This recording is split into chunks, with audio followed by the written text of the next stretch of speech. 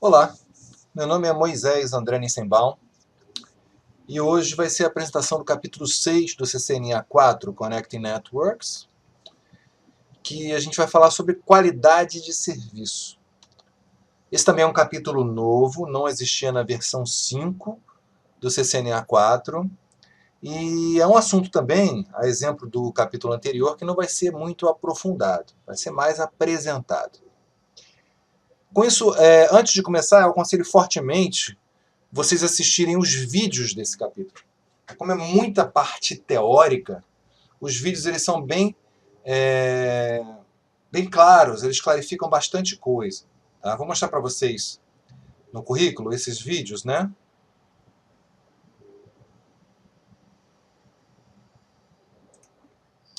A primeira coisa importante que eu tenho que falar para vocês é o seguinte: na data de hoje, o dia 30 de maio de 2018, os vídeos na versão em português do currículo não funcionam, tá certo?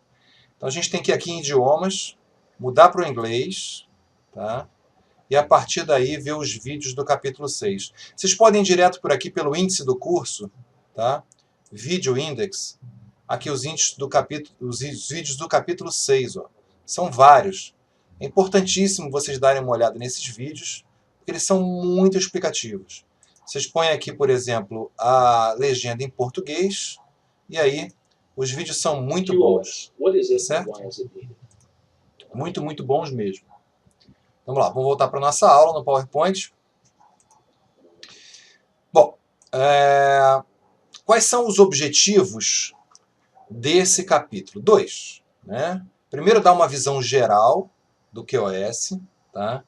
E, em segundo lugar, mostrar quais são os mecanismos do QoS. É um capítulo muito teórico. A gente não vai aprender aqui a configurar o switch, configurar o roteador para fazer QoS. Tá certo? Vamos aprender só os princípios básicos. Né? Mas, a partir dele, se vocês tiverem curiosidade, vocês podem ir na internet e pegar, existem no próprio site da Cisco, existem documentações que ensinam passo a passo de como é que você ajusta a qualidade de serviço em topologias bem simples. Tá? Bom, visão geral da qualidade de serviço. Né? O que vem a ser qualidade de serviço? A gente aplica a qualidade de serviço quando a gente precisa priorizar tráfego.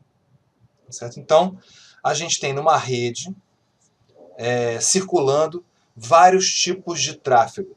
Se a gente achar que um tráfego é mais importante do que o outro, ou é mais urgente do que o outro, a gente tem, por meio das ferramentas de qualidade de serviço, como priorizar, como configurar a prioridade por um determinado tráfego, tá certo? Ou diminuir a prioridade de outro tráfego, ok? Então o que diz aqui, ó? Pacotes na fila provocam atrasos, pois novos pacotes não podem ser transmitidos até que os pacotes anteriores tenham sido processados. Evidentemente isso acontece, né? Então, em toda a rede, quando você está transmitindo os pacotes, se você tem uma sequência de pacotes sendo transmitidos e chegam novos pacotes, você tem que esperar aquela sequência terminar para poder transmitir os novos pacotes. Isso é numa situação normal de rede, né? Se o número de pacotes a serem enfileirados continuar a crescer, a memória do dispositivo ficará cheia e os pacotes serão descartados. Isso é bem capaz de acontecer. Né? Então, num caso que isso aconteça, você quer priorizar o tráfego o quê? O tráfego que você não quer que seja descartado. Tá? E aqui nessa figurinha está mostrando justamente isso. Aqui a gente tem uma página web, uma transação financeira e o Voice over IP. Tá? Então você quer configurar o seu roteador para dar a maior prioridade possível para o tráfego de voz. Tá? Em segundo lugar, fica as transações financeiras. E em terceiro lugar, as transações de sites da web. Tá certo? Então o roteador vai fazer isso como? Ele vai colocar na interface de saída dele, enquanto ele coloca, por exemplo, 3 pacotes de VoIP, ele vai colocar só 2 pacotes de transação e só um pacote da web. Tá certo?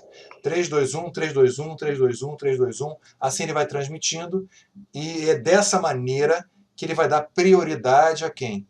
ao tráfego de VoIP. Simplesmente isso, tá certo? Que mais que são justificativas para você colocar em prática a qualidade de serviço?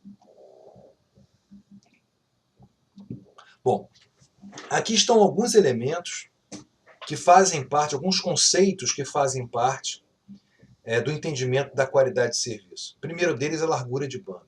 Tá? Então, isso é um fator importante, todo mundo sabe o que é largura de banda. Largura de banda é o número de bits por segundo que são transmitidos pelo link que eu contratei, tá certo? Ou pelo link que eu tenho na minha rede local.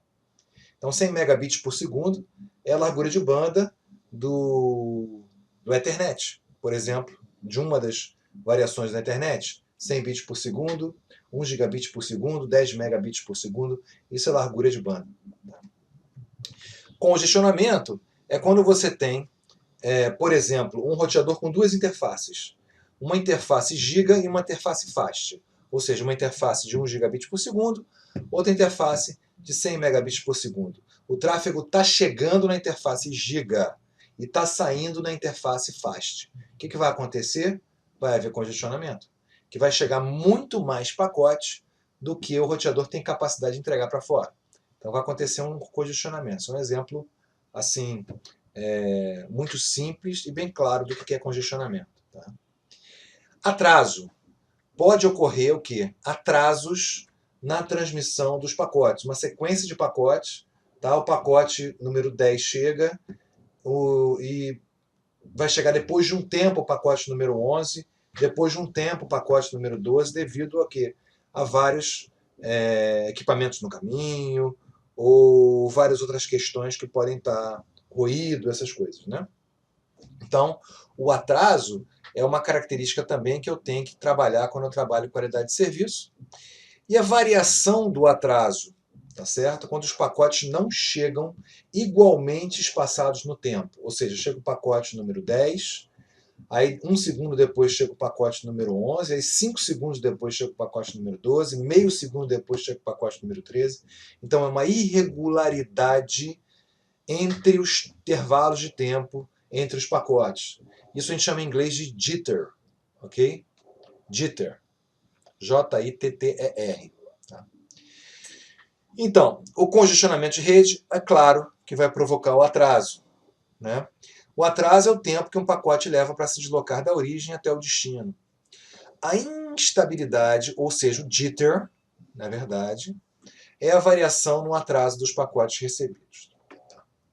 Quando acontece perda de pacote? Quando acontece congestionamento, os dispositivos de rede, como por exemplo roteadores e switches, podem descartar os pacotes. Então está chegando, eu só tenho capacidade de entregar 100 pacotes por segundo, estão chegando 1000 por segundo. Vai acabar minha memória, né? E se continuar esse fluxo grande de pacotes chegando, eu vou ter que descartar, certo? Ou o roteador ou o switch vai acabar descartando esses pacotes. A perda de pacotes é uma causa muito comum de problemas. Na qualidade o quê? De transmissões de VoIP numa rede IP. Tá?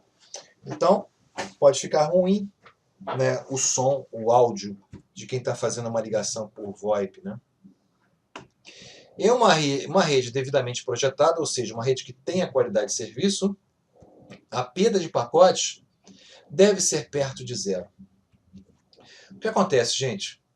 Essa questão do congestionamento, ela acontece, mas geralmente acontece em picos. Você tem picos de congestionamento, você tem picos de transmissão grande.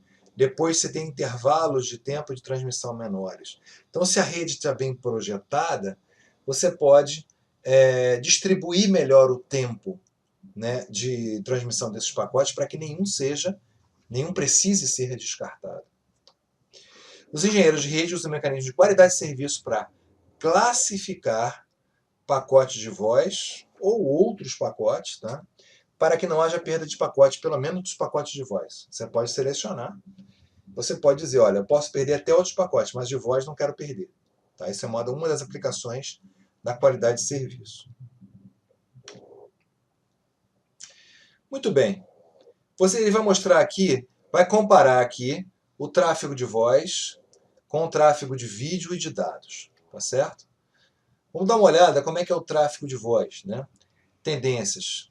Dependendo do tipo de tráfego, eu vou dar mais ou menos prioridade a esse tráfego usando as ferramentas da qualidade de serviço, tá?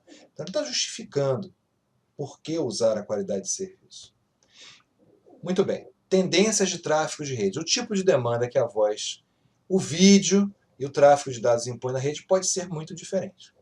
Por exemplo, a voz é muito sensível a atrasos e pacotes descartados, tá certo? Então você, por exemplo, se você interrompe uma transmissão de voz durante meio segundo, uma palavra pode ser perdida. Às vezes uma palavra pode ser tudo, né? Por exemplo, a palavra não.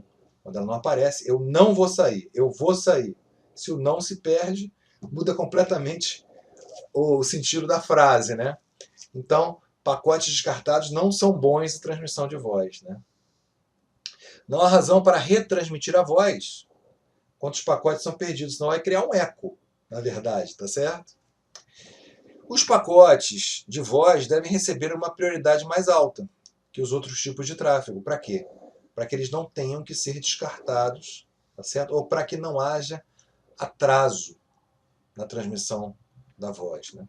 A voz pode tolerar uma certa quantidade de latência, tá certo? Latência é o atraso até um pacote chegar. Então a pessoa fala e só um tempo depois chega. Muito comum isso aparecer em noticiários ao vivo, né? Onde a pessoa fala com o repórter e só um tempo depois o repórter ouve, tá certo? Isso é uma latência, tá? Então, a transmissão de voz ela pode suportar até um certo tempo de latência, tá certo? Jitter também, intervalo entre os pacotes. E a perda e os impactos, para a perda e os impactos serem perceptíveis. Existe todo um software de áudio também para compensar essa questão, fazer interpolações e etc. Certo? Então, essa é a característica de transmissão por voz, né? Já o vídeo, em comparação à transmissão por voz, ele é menos resiliente, tá certo? Então às vezes você perde detalhes por frações de segundo, né, que a voz você não perderia, tá? Então as perdas têm um impacto maior. Então,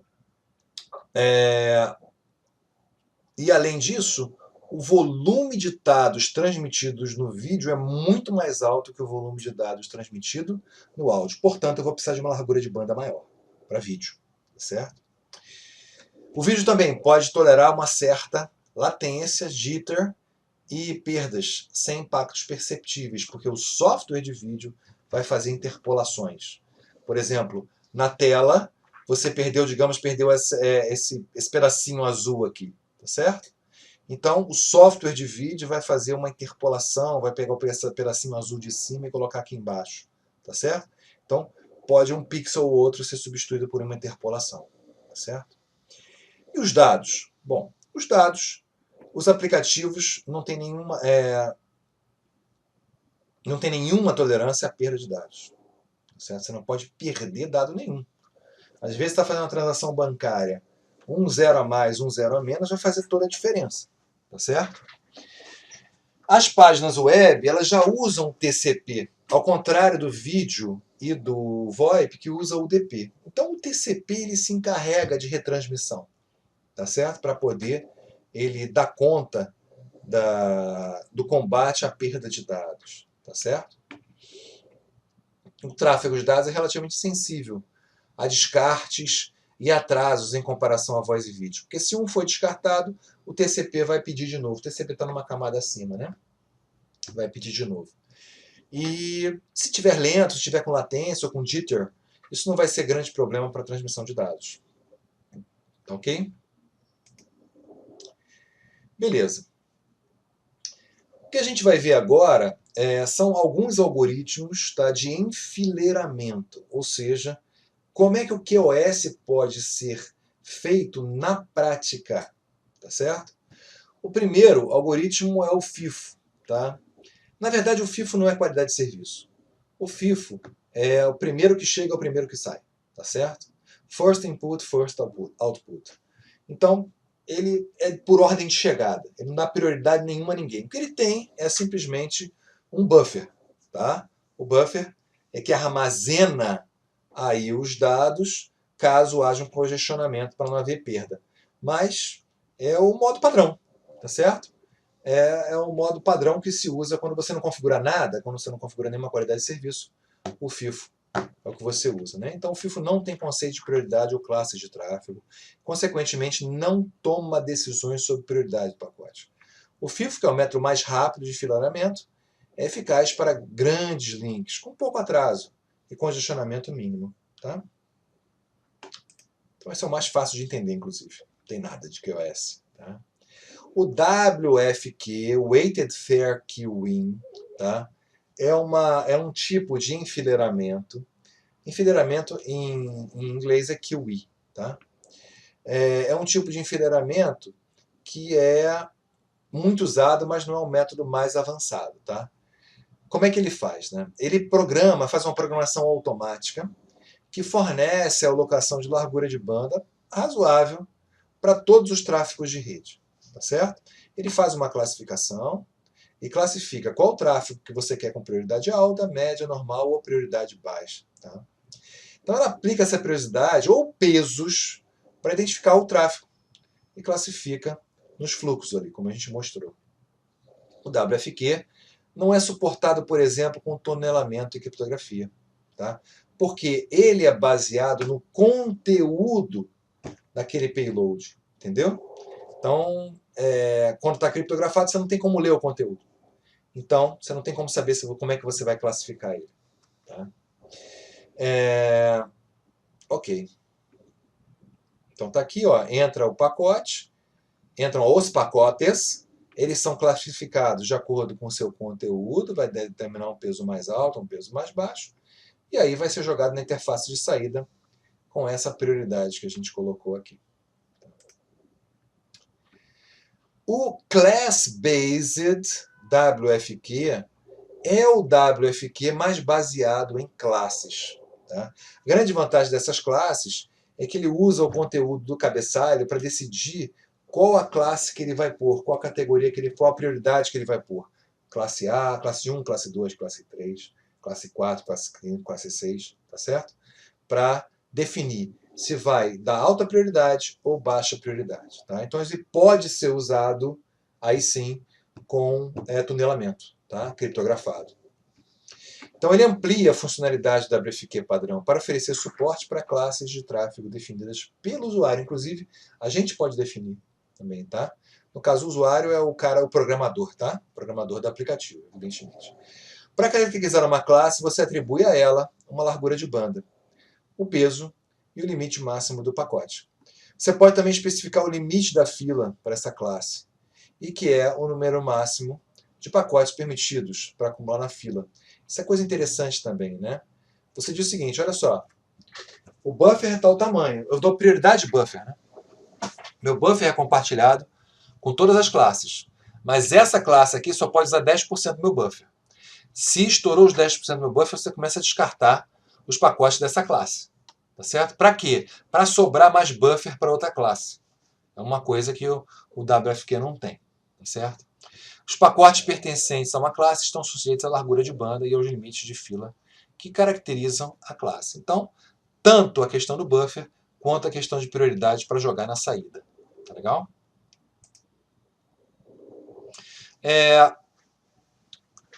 Um outro recurso que a gente pode usar também, tá, com CBWFQ, além do CBWFQ, tá, é o LLQ, Low Latency Queuing. Então eu posso escolher uma classe, tá, e essa classe vai ter super mega alta prioridade. Esse exemplo aqui está mostrando o que foi feito aqui com o VoIP. O VoIP foi colocado nessa fila de prioridade aqui. Então, a gente garante que não vai haver perda nenhuma para voz. Tá certo? Com o quê? Com a inclusão do LLQ.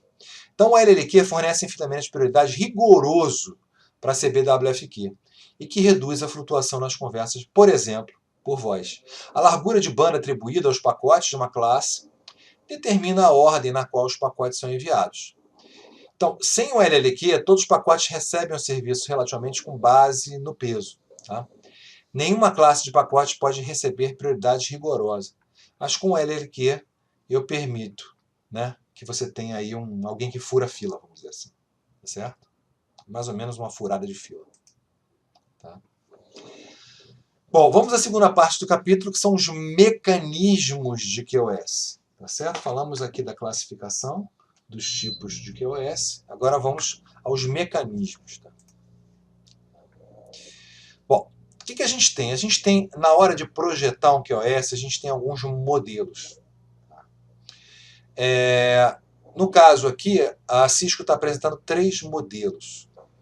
O modelo do melhor esforço, o modelo de serviços integrados e o modelo de serviços diferenciados.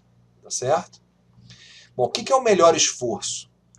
Então, o melhor esforço, na verdade, não é realmente uma implementação do QoS. Tá certo? Ele não é configurado explicitamente e ele é usado quando qualidade de serviço não é necessária. Então, sempre que eu não configuro o QoS, eu estou nesse modelo de melhor esforço. Né?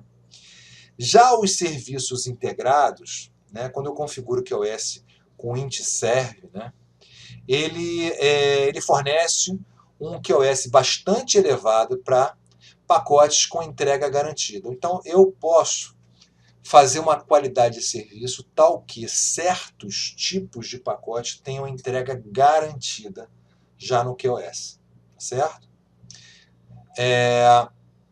Então, ele define o processo de sinalização para que os aplicativos sinalizem, os aplicativos é que vão sinalizar para a minha rede, para o meu conjunto de roteadores, que estão no meio do caminho, né, que eu exijo um QoS especial para esse determinado fluxo. Tá certo? E uma largura de banda deve ser reservada para ele. Entretanto, o int-serve pode limitar muito a escalabilidade de uma rede. Tá? Eu não posso usar, por exemplo, na internet esse tipo de abordagem, esse tipo de método. Tá? E o diff-serve veio ao que? Preencher essa largura. Então ele prejudicou essa coisa, um pouco, essa coisa de entrega garantida, para poder permitir a escalabilidade do serviço de QoS. Tá? Então ele tem mais escalabilidade, mais flexibilidade, né? Na implementação do QoS, é o método preferido para você implementar via internet. Tá? Os dispositivos de rede se reconhecem automaticamente aí a classe de tráfego e oferece diferentes níveis de QoS para diferentes classes de tráfego. Tá certo? Então aqui ele está, depois de apresentar de uma coisa de maneira geral, aqui ele vai apresentar aqui as características de cada um desses modelos, tá? Que está o melhor esforço.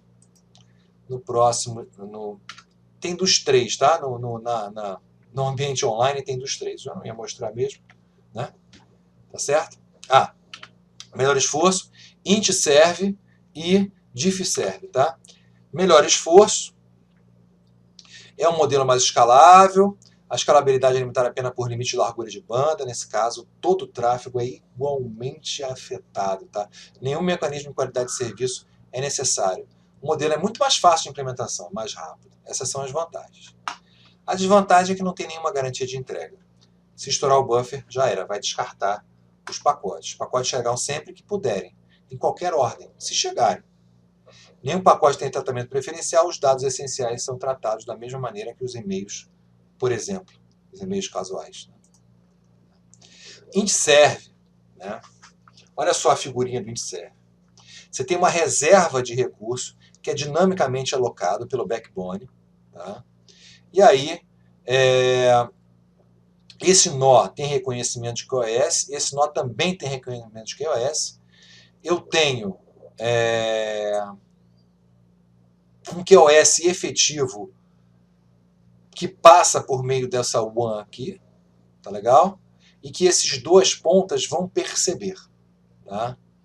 Então, eu uso reserva de recursos e mecanismo de controle de admissão como os componentes principais para manter e estabelecer o QoS. O roteador de borda, que está na borda de um dos lados, né, realiza o controle de admissão.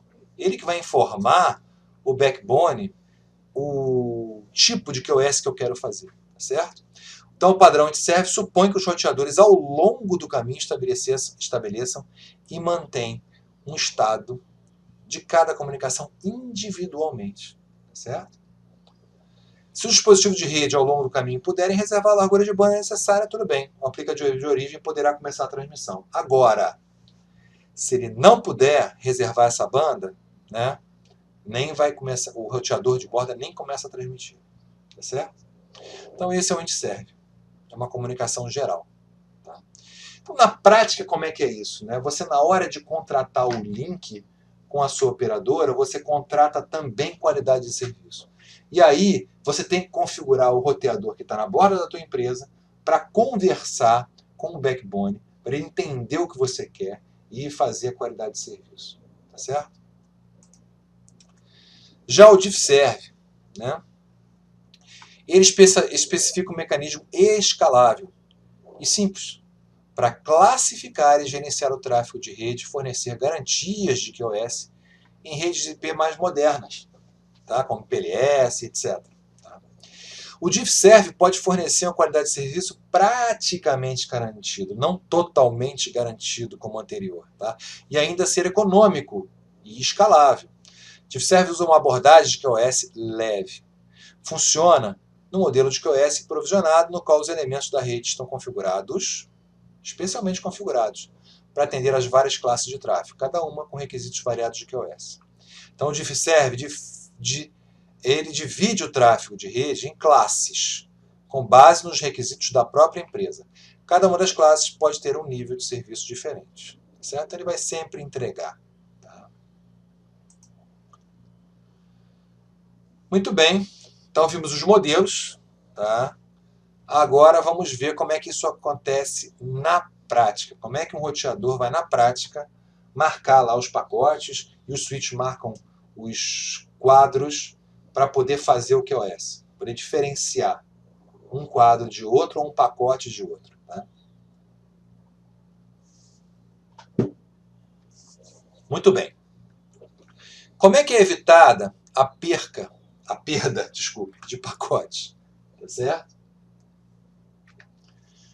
Primeiro, o descarte de segmentos TCP faz com que as seções TCP reduzam seus tamanhos de janela. Alguns aplicativos não usam o TCP e não conseguem lidar com esse descarte. Né? Então, as ferramentas de QoS são ferramentas de classificação e de marcação. Tá certo? Então, o pacote ou o quadro entra no equipamento, ele é classificado e ele é marcado. Né? Ferramentas para evitar o congestionamento e ferramentas para gerenciar quando ocorre o congestionamento. Tá?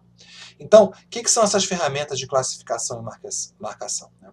As seções ou fluxos são analisados para determinar a que classe o tráfego pertence. Obviamente, eu tenho que configurar o meu roteador, o meu switch, para ele aprender comigo, né, o que eu chamo de cada, o que eu considero cada classe, tá certo?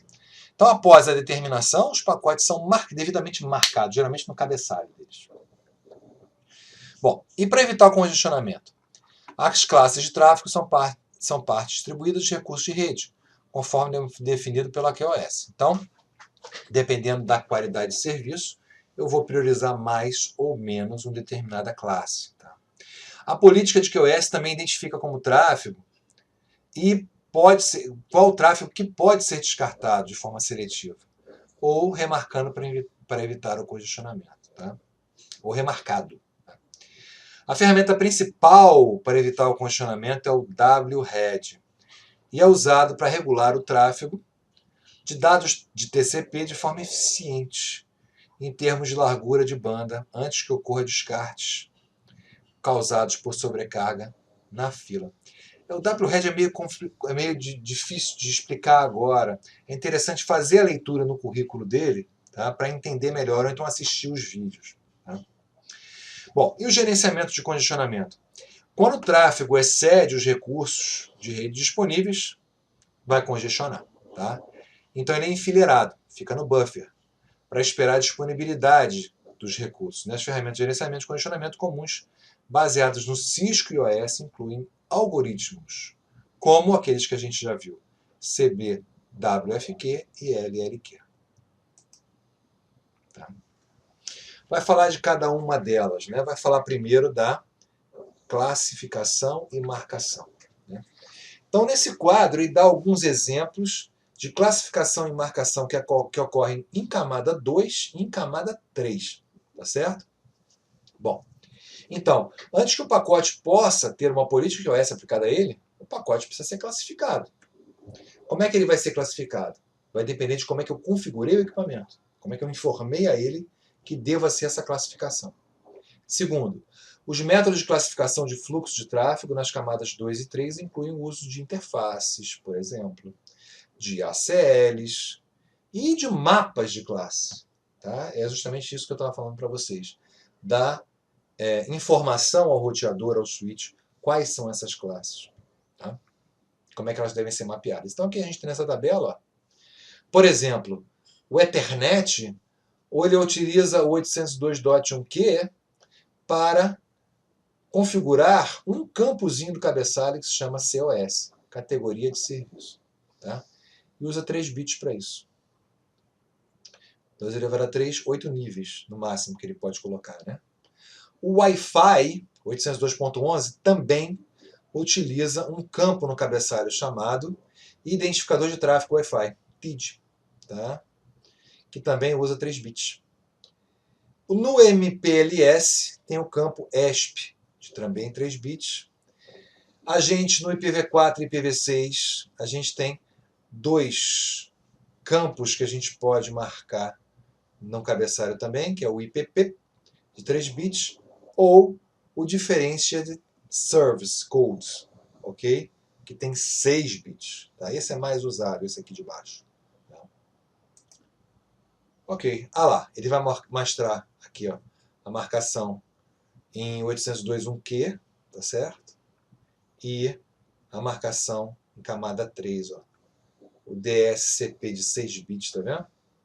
Ele vai 6, 2 elevado a 6, 64 níveis diferentes. No caso, até 2 bits não vai usar. É apenas 2 elevado a 4, na verdade. São 16 níveis diferentes. Tá? Vamos lá. Limites de confiabilidade. O tráfego deve ser classificado e marcado o mais próximo possível da origem, óbvio. Né? Não adianta ele atravessar a rede toda para depois ele ser classificado. Já atravessou a rede, já não tem mais qualidade de serviço nenhuma. Né? Então, antes de entrar na rede, ele tem que ser classificado, óbvio, o mais próximo possível da origem. A prevenção de congestionamento ocorre quando? Quando a fila está abaixo do limite mínimo e não há descartes, por exemplo. Conforme a fila é preenchida até o limite máximo, uma porcentagem pequena de pacotes é descartada. E quando o limite máximo é ultrapassado, todos os pacotes são descartados. Então, ele está descrevendo aqui o que é congestionamento. Tá? A modelagem e policiamento, o que é isso? A modelagem de tráfego retém os pacotes excedentes numa fila e agenda para depois o excesso para ser transmissão posterior quando a rede estiver mais disponível. Tá? O policiamento é aplicado ao tráfego de entrada em uma interface. Tá? Quando a taxa de tráfego atinge uma taxa máxima, o tráfego excedente será descartado ou remarcado, como a gente já tinha visto. Né? E aí a gente termina esse capítulo. Então ele foi apresentado de maneira bem rápida, gente. É importante que vocês assistam os vídeos, que leiam com cuidado o capítulo. É um capítulo muito teórico, não tem parte prática nenhuma, tá certo? Mas é um capítulo importante, ok? Obrigado.